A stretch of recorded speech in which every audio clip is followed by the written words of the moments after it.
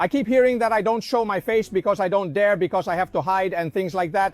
It seems that you can't win on the playing field. Many other factors come into play. Stay until the end and you will see that there is not a single reason why Vinicius should be the Ballon d'Or. I wish Gavi the worst, football-wise. And if he breaks his leg again into 3 pieces, well, I will celebrate it. He's a son of a Well, you cut it from your YouTube channel. I didn't. It seems to me to be the behavior of a totally sick person. What's up, guys? Welcome. To start, I want to say that this is a video I don't like making, but I obviously want to do it because people like this need to be exposed. I consider these people to be a danger, especially to those who listen to them, right? The people who buy into those ways of thinking that are in no way close to what a sane, ethical, and normal person is. Just like in the previous video where I talked about a kid who was completely out of his mind, here we are talking about a grown man, a YouTuber who has been on YouTube for 9 years and, from what it seems, is not doing very well at all because he doesn't even reach 10,000 subscribers. By the way, I take this opportunity to remind you that in 3 days we will have been on this platform for 10 months. This channel will turn 10 months old in 3 days, and we are already nearing 30,000 subscribers. As you know, I set the goal that before the end of the year, we need to reach 40,000. So if you're not subscribed and want to stay updated on everything that happens every day, now is the perfect time to smash that subscribe button. As I say, this YouTuber who has been on this platform for 9 years is more known for saying nonsense than anything else, right? But I believe that at this point, we have crossed all lines. To begin with, I want to make it clear that I am anti-Real Madrid. I want Madrid to lose in everything, always, even in training. I don't care if there is a Spanish representative. If that Spanish representative is Madrid, I want them to lose, no matter what, when, or against whom. But I would never, ever, ever think of being happy about an injury or wishing injury on a player from Real Madrid.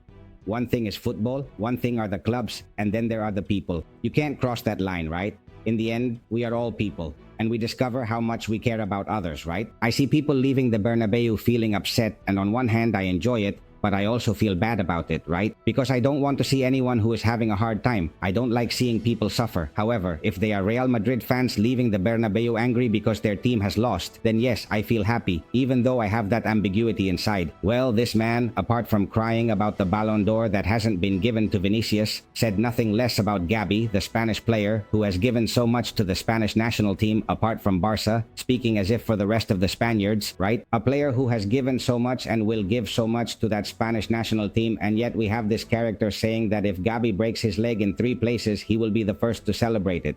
I'm going to show you how he has cut that piece from his YouTube channel. So if you go to his YouTube channel, that piece is not there, but of course I have it here, and I'm going to show it to you. These types of people need to be called out. These types of people need to be cancelled from platforms like this. I mean, I would be terrified if my child or anyone in my family were listening to that kind of message, right? Those little things soon sink in, and here there are 2 things. Tell me who you surround yourself with, and I will tell you who you are. Anyone who listens to and watches this type of content, we already know what they might have inside, right? Someone who feeds on things like that, well, in the end, if you feed on that, that's what you have inside. Then there's the idea that each person projects what they are, right?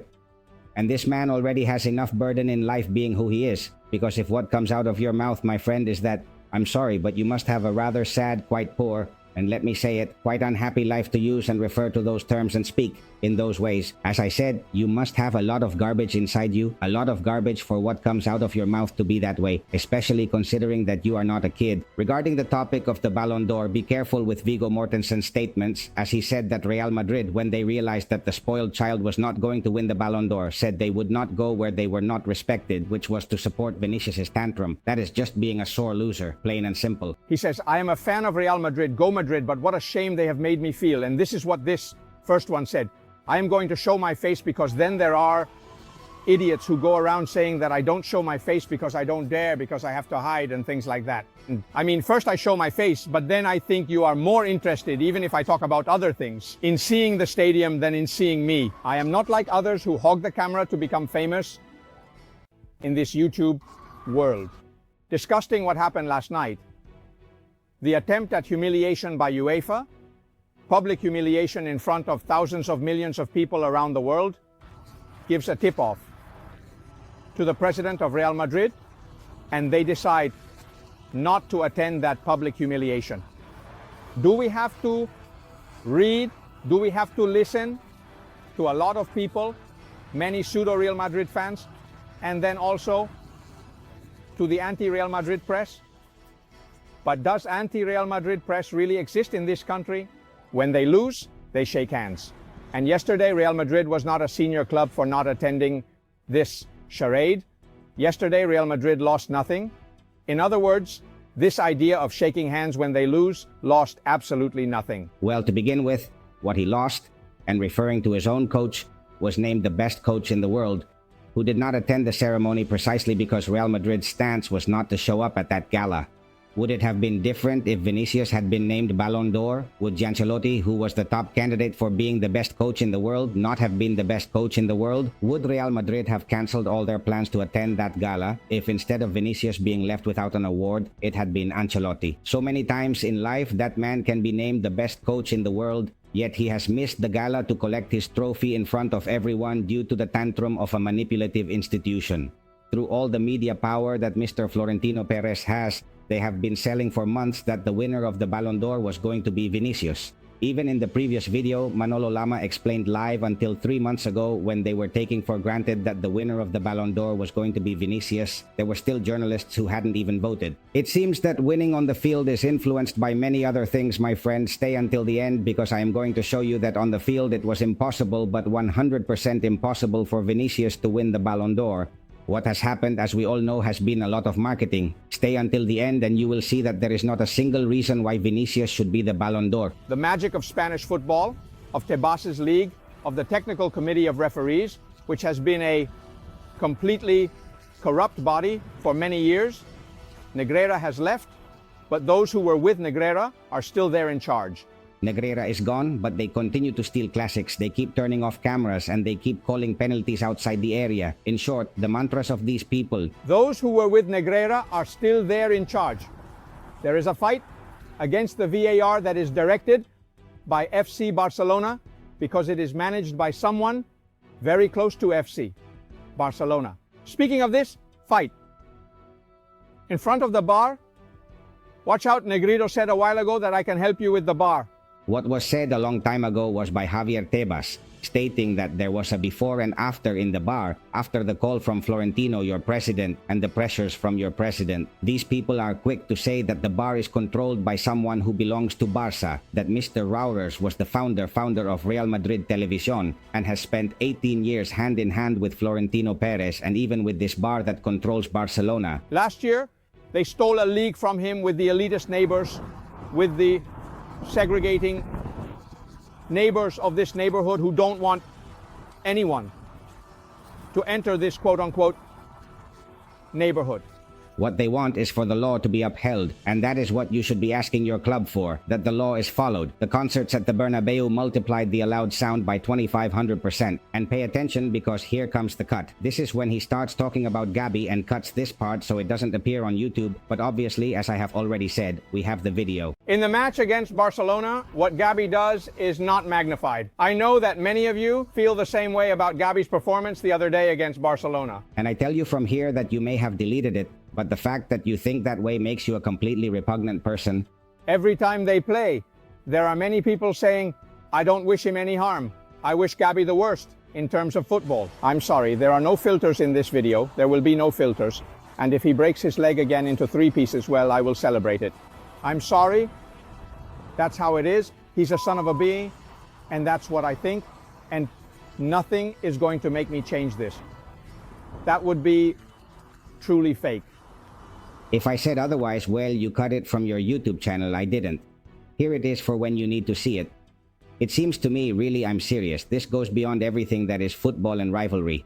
And I think it shows that you are a completely sick person. I tell you, I prefer to make videos about controversy, gossip, and things like that, right? About both Barca and Real Madrid, but talking about these things, honestly, I don't like it. I want to make this video, I need to make this video, but I don't like it, damn it. I prefer to talk about other things. And for you, YouTuber of RealMadrid1902, you're probably watching this video. Take note of all this the next time you cry about the Ballon d'Or that Vinicius hasn't received. Vinicius never deserved to win the Ballon d'Or, and I will explain it with data.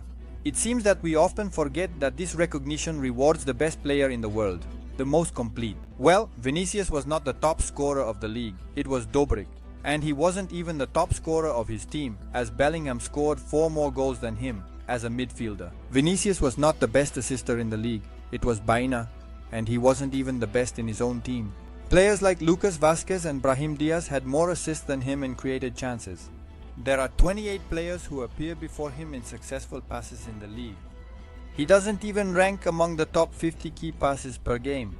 The Brazilian recorded 1 key pass per match. 31 players performed better than him. The myth that he is the best dribbler in the world ends when you realize that he doesn't even rank in the top 3 of the league with the best percentage. So Vinicius is not number 1 in goals, assists, creating plays, making good passes, or dribbling. Obviously, he was not the best player in the league. It was Bellingham. And you might say to me, hey, but he won the champion. Well, in Europe, he was not the top scorer of the tournament, that was Mbappe, and he was not the best assister of the tournament or of his team either. Bellingham had one more than him. He was not the one who attempted the most shots on goal and created chances. Bellingham surpasses Usain again. And in accurate passes, we find a certain Rodri with 92% effectiveness. And Jeremy Doku and Jadon Sancho recorded a better dribbling success rate. And you might say to me, hey, but he scored a goal in the Champions Final. Yes, an irrelevant goal that does not change the winner. The goal that really gives them the title is Carvajal's goal in the Copa America. Vinicius only scored 2 goals. Against Paraguay, and Brazil was eliminated in the first round of the Copa America. He has the same number of goals generated this season as Darwin Núñez and was not the player who won the most tournaments this year. Even Lautaro Martinez surpasses him. So for me, if anyone from Real Madrid deserved it, it was Jude Bellingham. Still, with all this, you will see all over the internet that it was a robbery, that Vinicius is not the Ballon d'Or. Tremendous video full of facts from the friend La Esquina, oy? For those who want to follow him on TikTok, the username is La Esquina. Amigo, tremendous video. What is your opinion on all of this? What do you think about the level some Real Madrid fans are reaching? Would you be able to think like that about any player from Real Madrid or any football player in general? As always, I read all your comments down in the comment box. Give it a like if you enjoyed the video, subscribe if you haven't already, and I'll see you in the next video.